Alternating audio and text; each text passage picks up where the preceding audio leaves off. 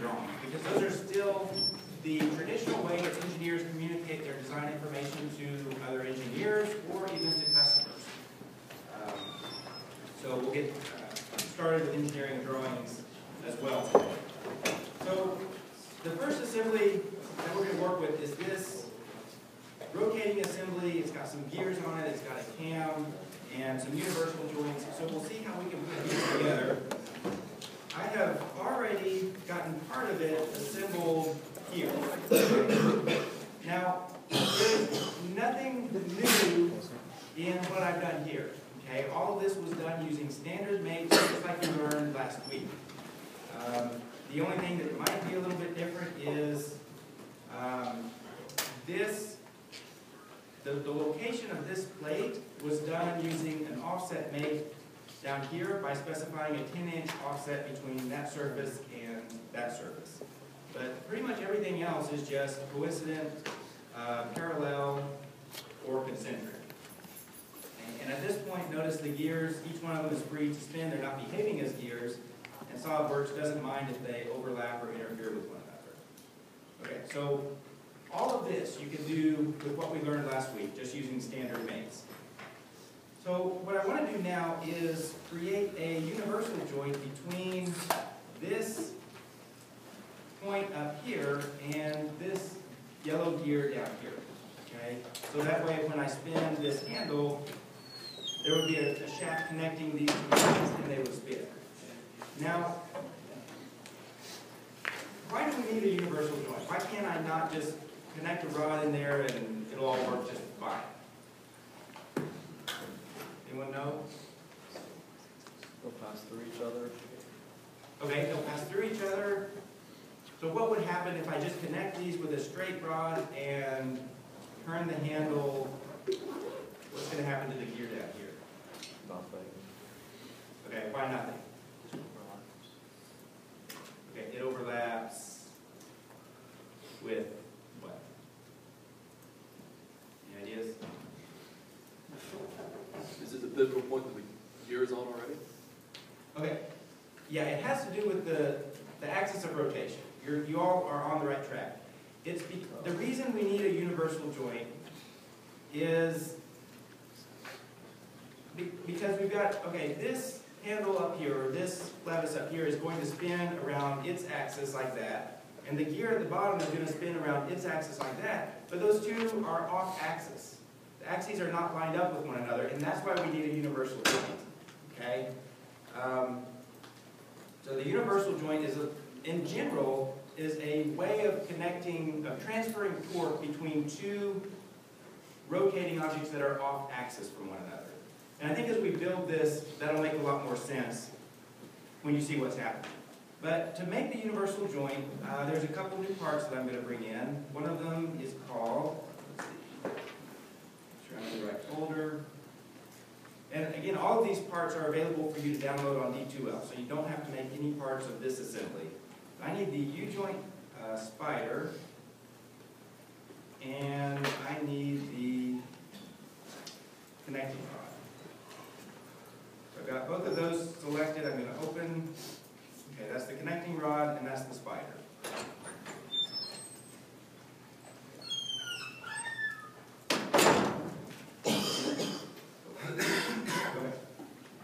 And I actually am going to end up needing two of these spiders. So what was the shortcut for making a copy of this?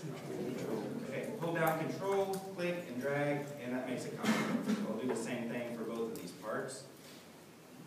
And what I want to do is put the first spider into this purple part here. And so I can go to Mate, just using standard mates again, just like we did last week. I'm going to mate that edge to that edge. And at this point now, that gray part is free to rotate back and forth inside that purple part. And we'll do the same thing down here. Mate that edge to that edge. Okay. So that one now is free to pivot up and down. And now we need to mate the green part onto the free ends of that gray spider. So I think because this is a curved surface here, I think it's going to be unhappy if I try to make that edge to that edge.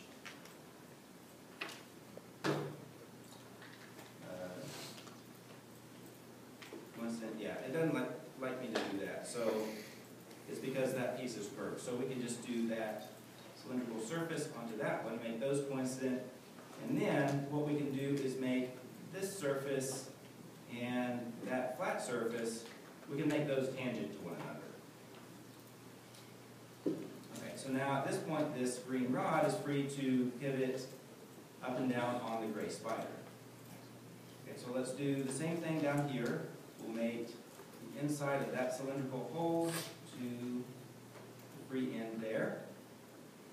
And then, that's okay, drag this over, and let's make that curved surface tangent to that flat surface. Okay. Now what we want to do is line up the axis in this rod, make it coincident with the axis in this rod. So we'll turn on those temporary axes so we can actually see them. Go back to mates and say that, and that should be coincident. Okay. Now, at this point, if I turn the handle, you just click, off those axes for a moment, click and drag, well, nothing actually happens to the lower part of the rod. Why not? Right, because all of the mates that I created are satisfied without there being anything to transfer torque from this rod down to this one. Okay? So all the mates I created are still valid, but there's nothing telling SolidWorks that this one should spin when that one spins. So to fix that, we actually put a couple of little cube square protrusions on the end of each one of these rods. Now they're buried inside one another, but we can see them if we just right-click on each one of these pieces and choose the change transparency option. Okay. So now you can see, okay, here's one rod, and it's got a little square protrusion on the end of it, and here's the other rod, and it's got a little square protrusion. Those exist simply as a mechanism for us to tell SolidWorks this rod ought to be transferring torque from one end to the other. And the way we can do that is just pick one of these flat surfaces and make it parallel to one of these flat surfaces. Okay, if those surfaces always have to stay parallel, both rods will have to spin together. So let's go back to mates. Now, do you remember what was the trick we had for trying to select a component that's buried inside of the material? You remember that one? Select other, that's exactly right. So we right-click on near where we want to select. Right-click and say select other, and that's what fires the laser beam through the part, and then we can just find whatever we want to select in the menu. So I'll choose that face, and go down here and do the same thing. Right-click, select other, and choose that face. Okay? Says they can't be made coincident. That's okay, let's try parallel. Okay, so one of them rotated.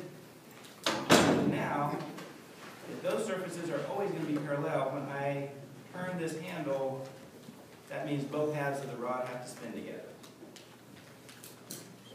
Now, if I zoom in here and spin this gear, you'll see the reason that we need this universal joint component in there. Because if you notice, okay, as I spin this gear back and forth, you see how in order to accommodate those being off axis, this has to pivot back and forth like this.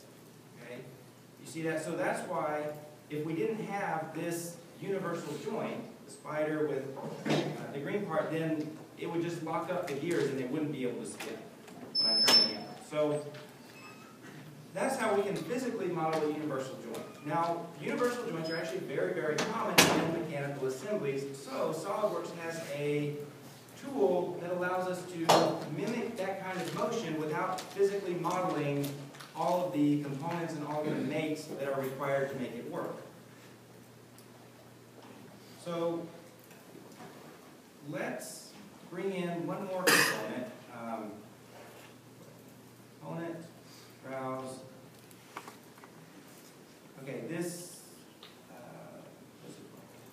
thank you joint part is nothing more than a square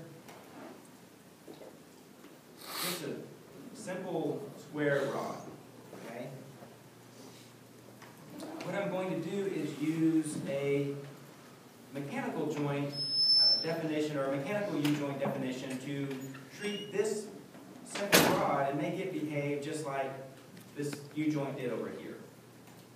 So we go to the mates, and below the standard mates, we choose mechanical mates. Okay, so this gives us a bunch of new options. We can make something behave as a cam. We're going to do that over here. We can specify something to behave as a hinge or as a gear mate. We use gear mates down here as well. We can do rack and pinion or screw mates. In this case, we want universal mate. So we choose that mate type, and then we simply select the axis of the gear that's being connected to, and the axis in the rod, and that will define the U-joint. So let me go back and turn on axes again. And I'm going to select, there's an axis right here in the center of the rod, which extends the length of the rod. And I want the axis that's here in the center of this yellow gear. Click that. Okay. And I chose the universal joint mate type, so let's move that rod over. Okay. Now, what I want to do is set up a universal joint at this end also. So again, I just use that same axis in the rod and choose this central axis of this gear. Say OK. Choose universal joint. Okay. Okay, so let's give this a try. And notice the rod is not even in the correct position. I mean, physically that doesn't make sense for the rod to be there, but if I turn this bottom gear, you'll see that it does actually function as a U-joint. So SolidWorks is working out the math to do the motion we want, even with this dumb component floating in space. Now, if we wanted to make this look a little better and line this up in a more reasonable position, we could certainly do that. So we could, for example, so there's a little point that was created on the end of this rod, and I could make that point with the point up here between those gears. And then we could also make this axis coincident with that point so that it's oriented correctly.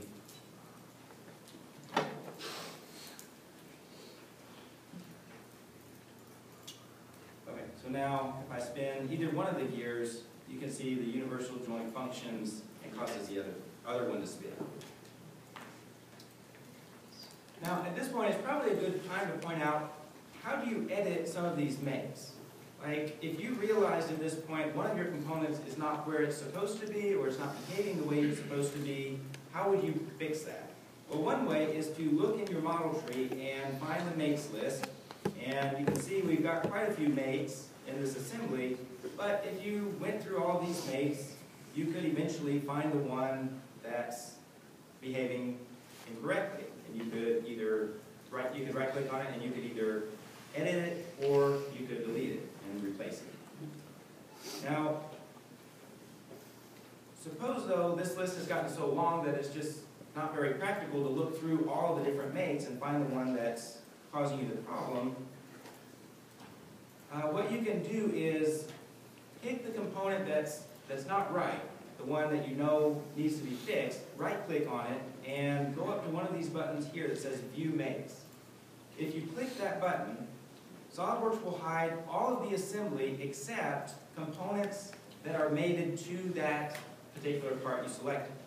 And all of the mates associated with that part are shown in this list right here. Okay, so then you could just quickly scan through the mates associated with this part, and you could again edit or delete the one that's not working. So that's an easy way to just narrow down all the mates and just look at the ones relevant to a particular component. When you close that little mates dialog box, then all the rest of your assembly comes back. Okay, so now let's create the cam mate, which tells SolidWorks that this blue arm follower should stay in contact with the curved surface of this cam. And I'm going to drag that over here. So we go to mates, and again look at the mechanical mates section. We want the cam mate, and we simply select the surface of the cam follower. That's going to be this flat blue surface, and then we go around and select all the surfaces of the cam itself. So just click on each of these surfaces. Okay. Now, you'll notice what happened is when you specify a make, SOLIDWORKS looks for the closest mathematical solution it can find.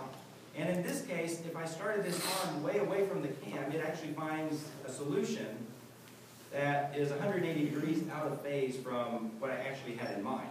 You'll see if I move this gear, you can see the arm follower is still moving. It's behaving as a cam. It's just in the wrong position. So if that happens, just try it again. Delete the original cam make, but put that part closer to where it actually belongs before you define the make.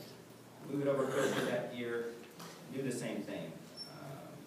Mechanical makes cam, and choose that surface, and then the surfaces around there. Okay, and set that. Now SOLIDWORKS does give me this little warning. It says one or more of the cam entities have a radius less than that of the follower. So what it's concerned about, and what it's warning me about, is the fact that as this cam travels around through its motion, there comes a point where this flat surface is just parallel and in contact with the flat surface of the follower. So there's multiple solutions here, and that's what SOLIDWORKS is concerned about. In this case, the motion will work just fine, but if, say for example, this cam surface actually dipped back in, became concave like that, then SOLIDWORKS would just totally freak out, and it wouldn't be able to solve that situation. So in this case, it does work fine, but that straight part of the cam is what the little warning dialog box was about. Okay, so we've got that behaving correctly as a cam and follower.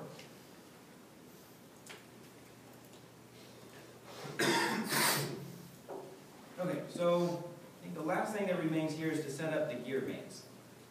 Now, one thing that I want to show you is, let me go ahead and move this so that it's not interfering to start with.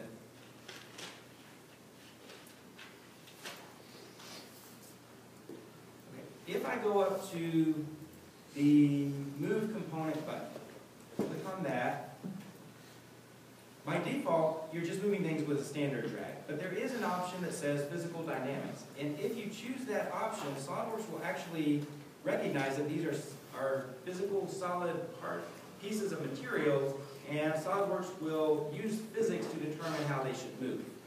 Okay? In other words, with these gears, it would recognize that if this gear spins around this way, when it touches this gear, then that gear should spin the other way. Now, for now, I'm just going to select a subset of components. So I will choose that gear and that gear, just to demonstrate that this works. And click Resume Drag. Okay, so now, zoom in here. If I click this yellow gear and drag it, you can see as it spins around, it actually, SOLIDWORKS actually starts computing what the motion of that red gear should be. Now it's incredibly slow, as you can see, because it's extremely mathematically intensive for SOLIDWORKS to do this, because it has to calculate all of the contact points and then look at what force vectors are doing and calculate what the response of this motion would be. So it does work, although it's not very efficient, and that's why we specify gear mates and other types of mates just to simplify SOLIDWORKS' job of figuring out how these things should move. And there's also an option that's called collision detection. So if you had some moving assembly and you just wanted to make sure you could move it through its motion, and if something interfered or collided, SOLIDWORKS would alert you to that. That's the option right there that says collision detection. And again, you can choose either a subset of components or choose for SOLIDWORKS to check all the components. If I did all the components on this laptop, you would probably see it start smoking right in front of you. That would be way too hard for SolidWorks or for this computer. Okay, but let's go back to our mates and set that up as a gear mate so that it will work more efficiently. So again, we go down to mechanical mates, choose the gear mate, and what we need to select is the central axis in each gear. Now I'll tell you the most common mistake I see people make in this is to select just like the tooth and the trough of the gears. That's not the right selection. You want to get the central axis in each gear. Okay, so let me turn on temporary axes so we can actually see them. And another thing to caution you about is, see, we've got these pegs that stick up into the center of the gear, and sometimes it becomes difficult to select the axis of the gear because there's a peg axis at the same spot. So let's see if I can click that axis. Okay, it actually got the correct axis at cam gear 1. And I want to choose this central axis of this gear, that one. Okay, basic gear 2. Okay, so that's correct. And the other thing to check is the gear ratio down here. In these gears, they have the same diameter, same number of teeth, so the ratio should be 1-to-1 or something equivalent to that. If you get if SolidWorks gives you some other ratio, that may indicate that you accidentally selected the wrong thing, or you may just need to change the numbers. But the gear ratio for these should be 1-to-1. So we say OK there, and then if I click and drag this yellow gear, you can see the red gear now behaves appropriately.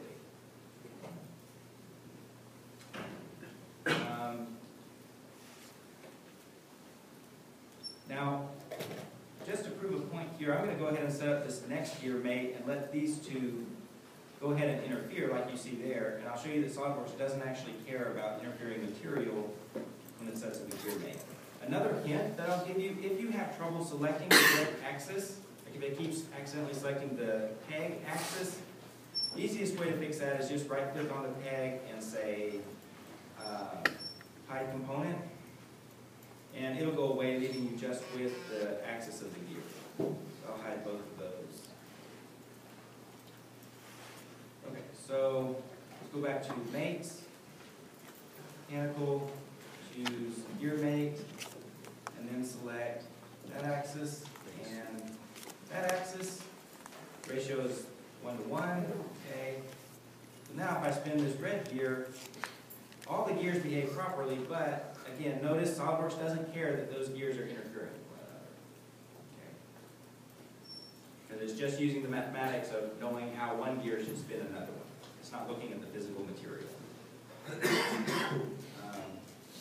Now, if you wanted to be very precise and make sure these mesh properly, what you could do, if I delete the gear mate I just created, you could start by lining up the axis of one of these teeth with the axis of the trough, just using a standard mate. So we'll say that axis, no, get over with that axis there.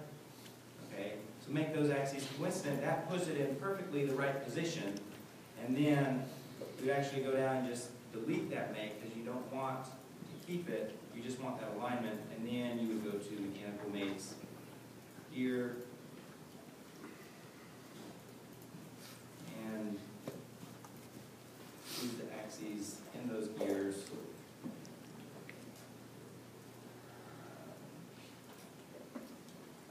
And now you know that everything is correctly aligned. So when we get this all done, we should be able to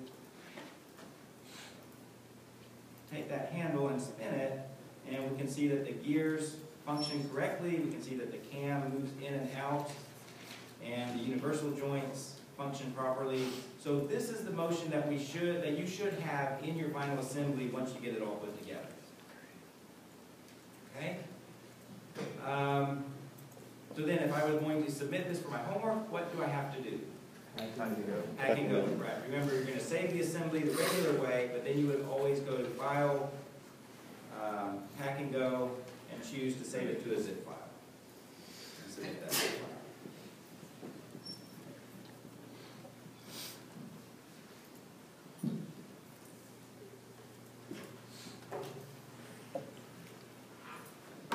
questions about anything in this assembly?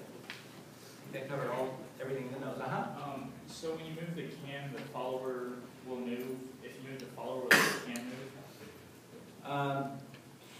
Well, SolidWorks will try to keep those in contact, but if I try to move the cam, I can't drive the system by moving the cam.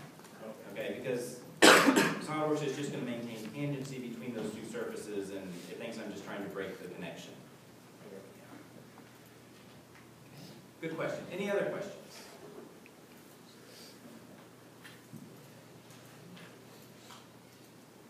Okay, so let's go ahead then and take a look at how we can create an engineering drawing.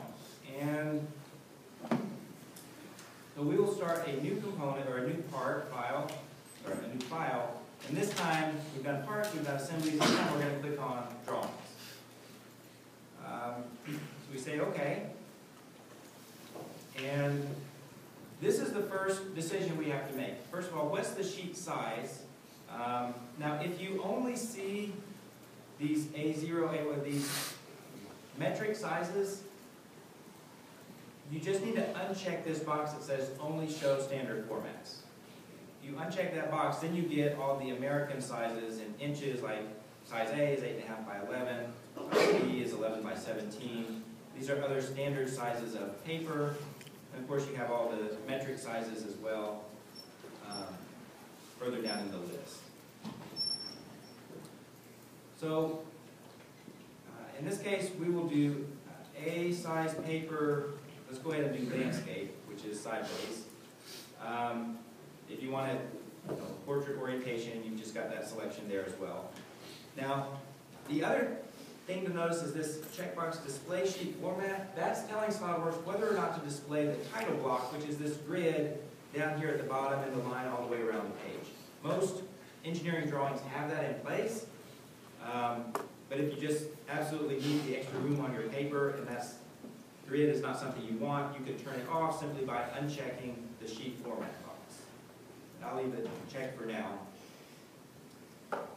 Okay, so let's say OK, and SolidWorks says, what part do you want to create a drawing of? I'm going to browse, and I'm just going to use that rocket from week 1 as an example. So I bring in the rocket part. By default, it just gives you this box as a preview, but if you check this little preview box, it will actually show you what that preview is going to look like. Okay. And for the orientation, you can choose whether you want a front view, top view, right view, isometric view. So you can choose the view orientation there. In this case, I'll start by placing a front view. Okay. And then I'll just click to place that view right there. Now, as soon as I drag my cursor off of that view, it starts giving me projected views, which I might also want to place. If I want one of these, like if I want that top view projected, I can just click and place that top view as well. When I have all the views I want, just hit escape to get out of that.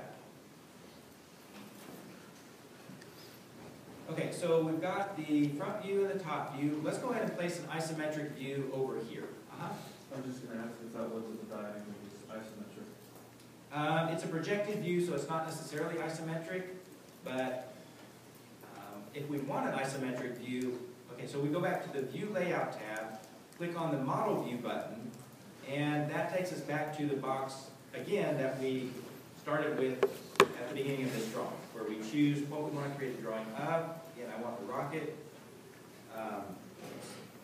Choose the rocket, next. And then, again, we choose which of the views we want. I'll choose isometric. You can also go down here and choose the display style, whether you want just a wireframe or a shaded view. You can choose the scale. For now, I'm just going to click the isometric view and just place that right over here. And say that's what I wanted. Okay. But now, if I go back and click on that view or any of the views, I get that properties box back where I can change the size of it or the display style. So let's maybe make that shaded. Right now, by default, it's using the sheet scale, which if I zoom in, you can see the scale is listed down here. Later on, I'll show you how to change the sheet scale. But if you just wanted to make one view bigger than the others, bigger than the standard sheet scale, you can choose to use this custom scale, and you can choose any of these ratios, or you can even choose user defined, and you can type in any ratio you want for the size of that view relative to the actual model. Let's see, for now, we'll just keep using the sheet scale. Say OK.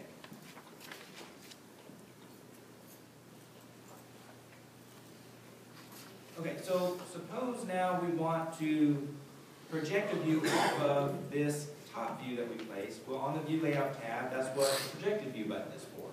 Okay, so we choose Projected View, choose what view we want to project off of. I'll click on the top view, and then just drag over here, and we get the projection off the top view, and I can click to place that one. And again, I can do other projections if I wanted, but if I don't, just hit Escape. Okay, the next view is called an auxiliary view, and what that does is unfold a new view from an existing edge of the part. So let's try this auxiliary view. Let's just say I want to select the angled edge of the rocket. I don't know if this will work. Try that angled edge.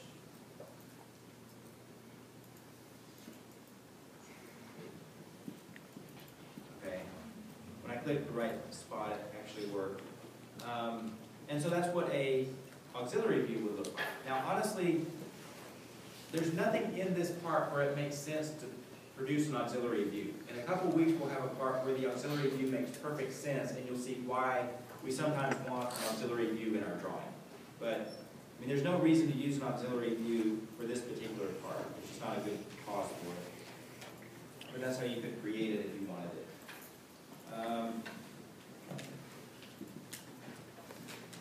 Okay, section views are very commonly used. That's where you can slice through a part, basically hide half the part, and then show what the internal features look like. So if I click the section view button, I can come down here and simply place this little section line or cutting line on whatever view and whatever position I want it. Suppose I want to cut right through the tip, the point of the rocket, up there. And you'll notice you can make much more complicated section lines if you want to do a jog or a notch or some other type of cut. But for now, just a straight line will be fine. I'll accept that. Okay. And SolidWorks cuts through the model, and the section view now is just following my cursor around, waiting for me to click and place it. So let's just place that one there and say OK. Okay, so there's my section view. The arrows in the section line that are labeled BB are created, and they correspond to this label here, section BB, just to identify for the user what that view actually is showing me. Okay.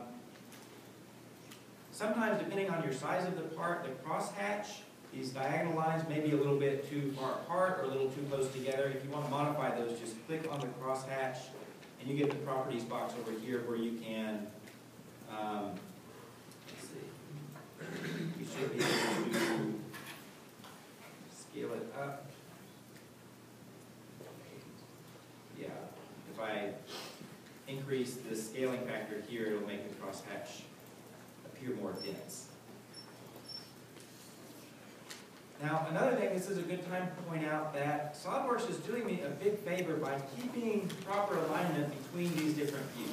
See, if I click on the border that shows up around this front view, if I click and hold the mouse button, I can drag it back and forth, but notice how that top view stays aligned with it. That's how a drawing should be laid out, and SolidWorks is just preventing me from messing up that alignment.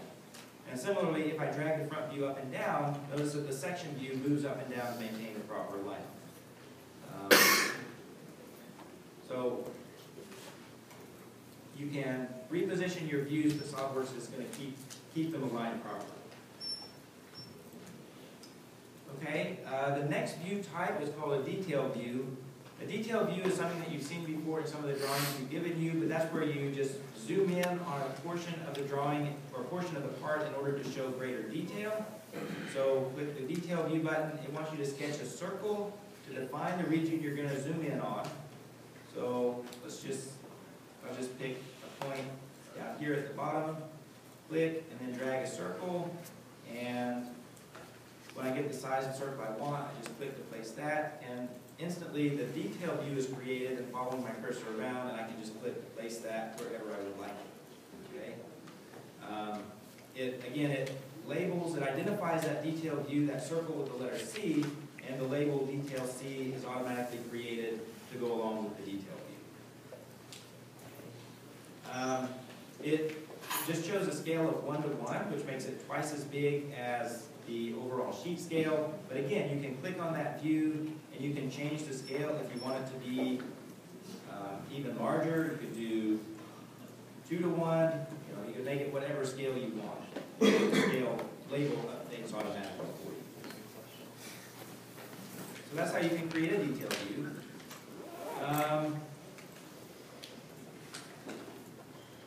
And if you started a drawing and you just wanted the standard front, top, and right views, that's what this first button, the standard 3 views for. That'll just drop those 3 views right into the drawing for you. So that's several of the different view types. That's all the ones that we need for this week. So let's look at the annotations tab, because one thing we want to do is put dimensions into our drawing, right? Well, on the annotations tab, you've got a smart dimension button which works just like what you're used to from making your parts. So if you smart dimension, we could just click edges or points in our model, and SolidWorks gives us the dimension, place it. Okay, so that works just like you're used to. Smart dimension, the diameter of the circle. So there's really nothing new there with dimensioning. Now, if we click on one of these dimensions, you do have a whole lot of options for how that dimension is going to be displayed. So for example, we can choose the tolerance or the precision right here. It gave us 2 decimal places by default, but if we wanted 4 decimal places, you can just change the precision right there. Now, what difference would that make to a machinist if someone was making this and you show 4 decimal places instead of 2? It's more accurate. It's more accurate. More expensive. And it's going to be a lot more expensive, right? Because there's sort of an assumed tolerance that goes along with your dimensions. And, I mean, you can specify tolerances down here in the title block if you want, but if you simply showed 4.75, a machinist might assume, okay, that's the goal, but plus or minus 100 is okay. So it might be 4.76 is okay, or 4.74 is also acceptable. Now, if you make that 4 decimal places, that's going to tell the machinist he's looking to get something like 4.7501 might be okay, or 4.7499 might be okay, but 4.76 definitely is not okay in this situation. So he's going to try to be a lot more precise in making this part if you show more decimal places.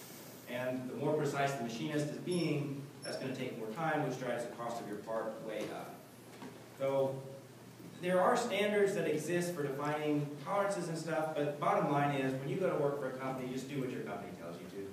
I mean, they're going to have their own way of doing things. They're going to have their own styles and formats and layouts for their drawings, so just follow whatever template or example they give you as far as decimal places and what to put in the title block and stuff like that. But we're just showing you how you can change those things as you need to. Okay, notes. Sometimes we need to add a note into our drawing. So on the annotations tab, again, you've got a note button, and you can just place it at some random location in your drawing, or if you get close to a line or a point in one of your views, SolidWorks will automatically create a leader that points to whatever you're near. Okay, and then you can just click and you can type whatever you want. Say patent pending. You can change the font, make it bold, italics, any of those. But and then it keeps trying to place notes like over and over and over. So you have to hit escape to stop creating those notes. That's how you can create a note.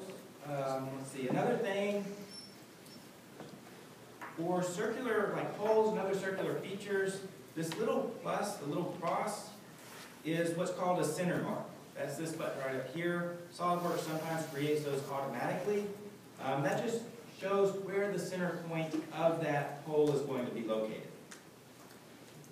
Something that goes hand in hand with center marks is centered lines. Okay, so that would show you where the axis of the hole is going to be. So for example, you know, with the rocket, when it's revolved, this nozzle is a circular feature. So if we wanted to create a center line, we could use that button and click on that edge, and SolidWorks will give us the center line, which designates the axis of that circular feature. Okay? So that's how you can create center marks and center lines if SolidWorks doesn't give you what you want automatically.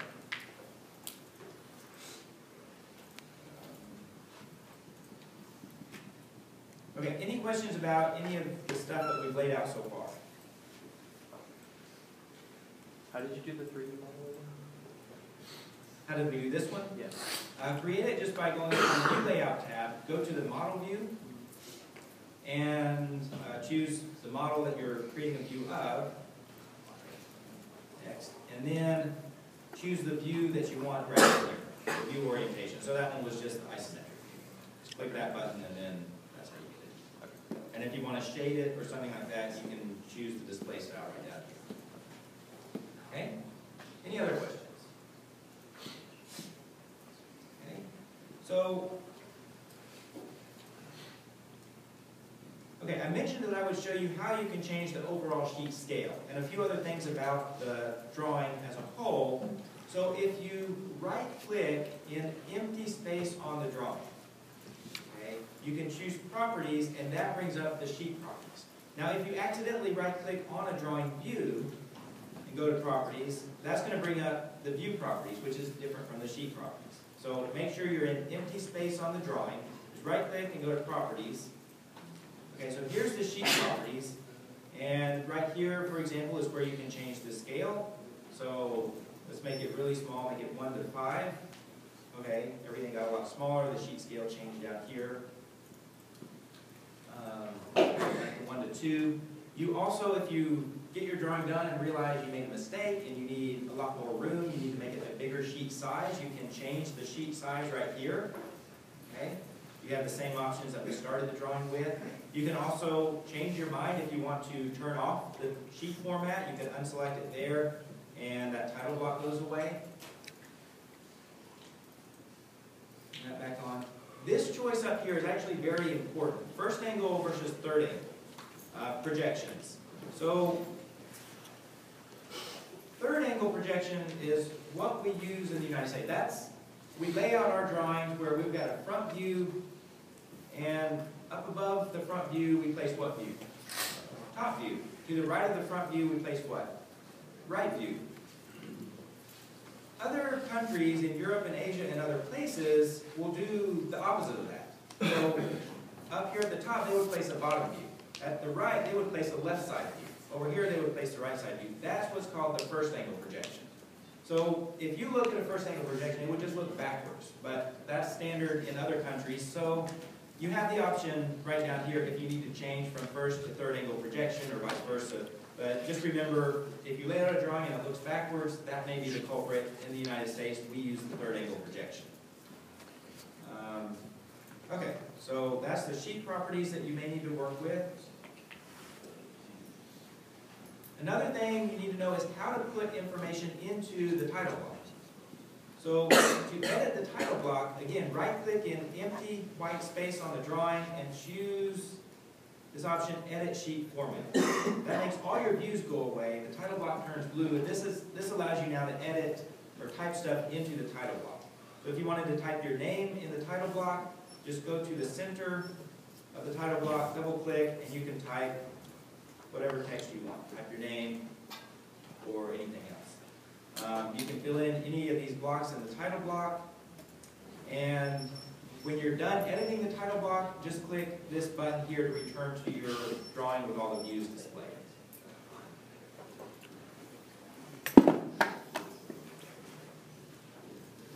Okay, so if we save this drawing, one thing to be aware of is drawings are kind of like assemblies, like we talked about last week. In order to open this drawing file, SOLIDWORKS is going to look for the part file that it was created from. So there's that link from between drawings and assemblies. But if I go ahead and save this, I'll just save it to the desktop and save.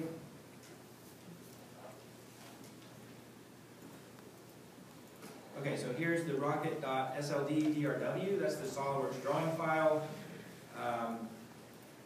And there is, just like with assemblies, there's also a pack and go option that will allow you to put the drawing and any parts that are needed with the drawing. You can put those into a folder or a zip file. So that exists. That makes more sense if you're doing an assembly drawing. With a simple part, it's pretty easy to just make sure you get the rocket part along with the rocket drawing.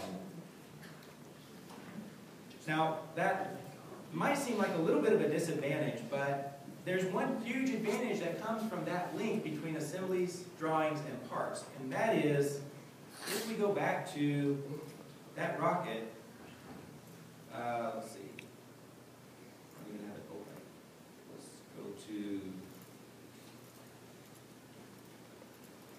okay, if I open the part file itself, suppose I've got all my drawings done, maybe I'm using this in some assembly model, and then some engineer, some designer comes to me and says, you know, we really need to make this cut bigger.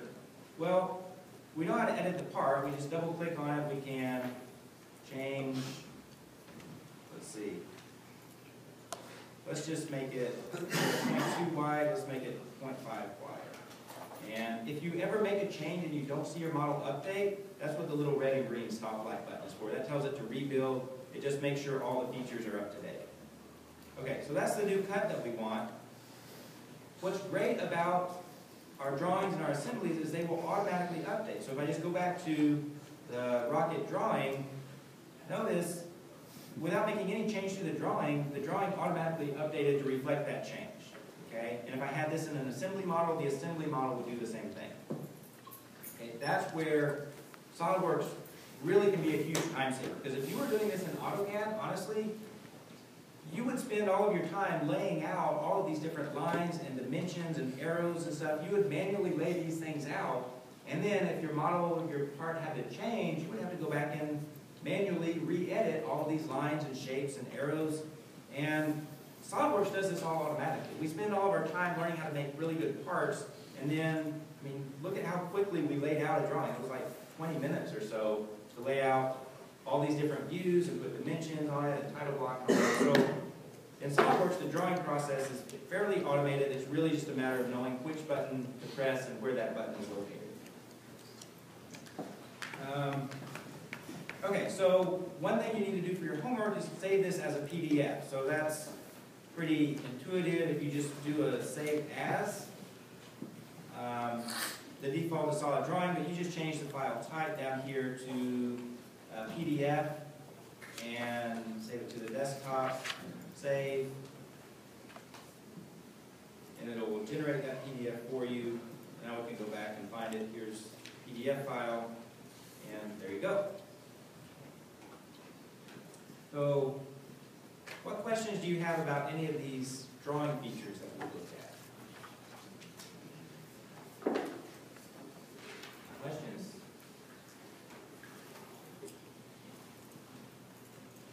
Okay. So, what you're going to do for your drawing is you're actually going to make a drawing of this turbine part rather than the rocket.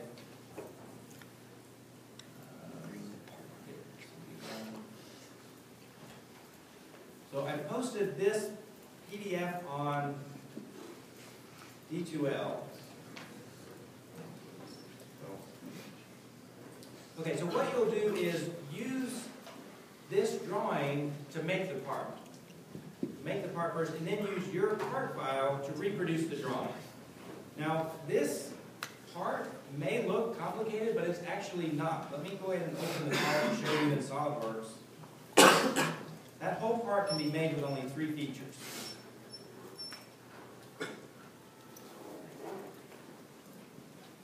Okay, so here's the part that you're going to make. Notice Just one revolve, okay?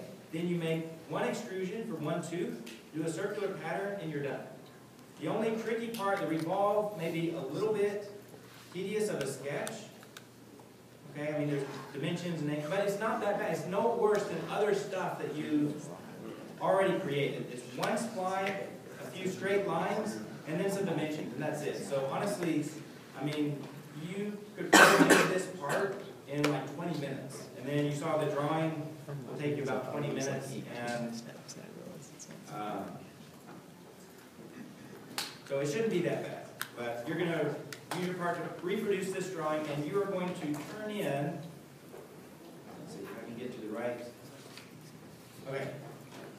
So you're going to turn in, first of all, the pack and go of your rotating mechanism, the zip file, and then the turbine part. Go ahead and submit the solid part file, okay, so that we can see that. And then you'll turn in a PDF version of the drawing that you create.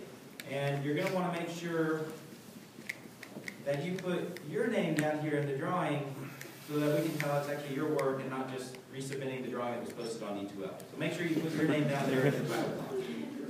Okay? So any questions about the homework or anything that you're doing? I think we covered everything you need because this is just an isometric view, front view, top view, detail views, a section view, dimensions, and notes. Should be good. Okay. If you have any questions, come on up, stick around.